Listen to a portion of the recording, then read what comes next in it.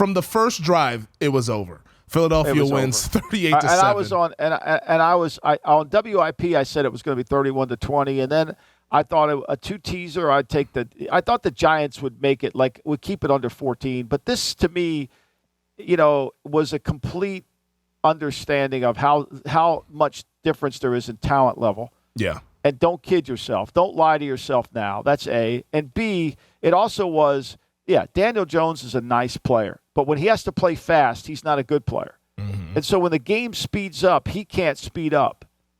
He doesn't have another gear to get to. And the playoffs are about another gear.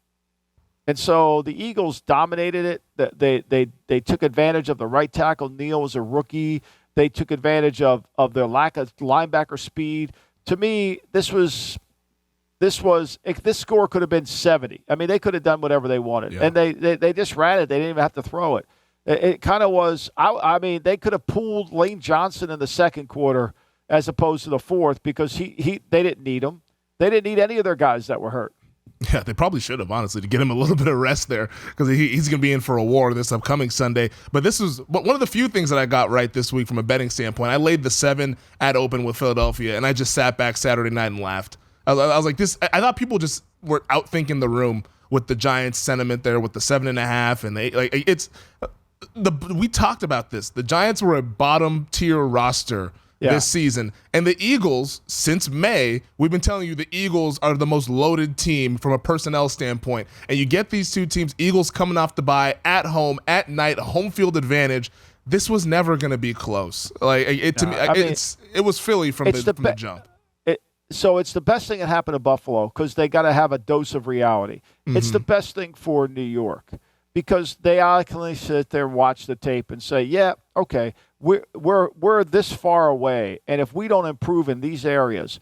Now, if Daniel Jones, I know his comments after the game, well, it's a business. Daniel, look, if you want $40 million a year, God bless. I don't know who's going to give it to you because we sure as hell ain't. I mean, that's the conversation. Like, if you want $40 million a year and you want it all guaranteed and you want Kyler Murray's contract because CAA represents you, God bless you. Go get it. God bless you. We'll figure out something else. But if you take, it's like in The Sopranos when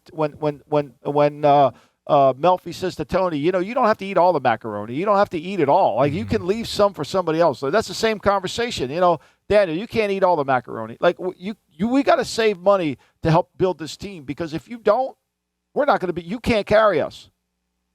I think that's a good way to put it there. But the Giants I do think they have a good foundation. And all you got to do is look at Dallas.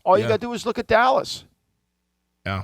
And Jones, he's not even that good. If you paid him that kind of money, I mean, Jesus, that could really get off the rails. I do believe that with the GM, Joe Shane from Buffalo, and the head coach, Brian Daboll, I think they have a good foundation to build on this. Like, they're a well-coached team, which is something that they can hang their hat on, but they just got to get the players. And for them to get this far, kudos to that organization to do this in 1 year, but you saw the gap Saturday night. They got to get the players, but they got to be honest. They have to be. The Giants' problems over the last 5 years is they lie to themselves.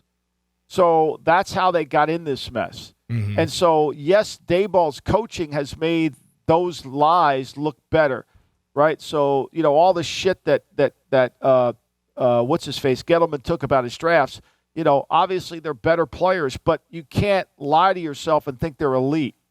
Like, you got to grade good. You can't make everybody great. Yeah, is Daniel Jones a good player? Yeah, he's a good player. Is he the 5th best player in the country? Probably not.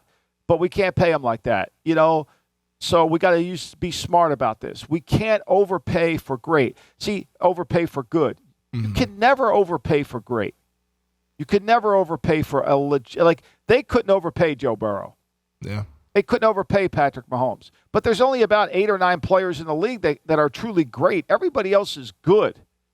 And when you overpay good, that's when you get in trouble. Yeah, and I think you have some guys that are good that end up situationally becoming great because they're in a good situation, the circumstances. That's right. And that's what tricks people. And that's where you fall into the traps and paying all that money. But yeah, the Philadelphia Eagles, they advanced 38-7, big win for Philly. I know they're getting ready to hang the banner out there, Michael. I'm sure the Eagles fans are very happy. They're greasing the polls. I mean, I think get them greased up, man. I mean, they're ready to go. I mean, this one won't be. This one won't even be close. This one, I don't even know why they're. I mean, I'll tell you what. Niners shouldn't show up. Shannon, don't even get on the plane.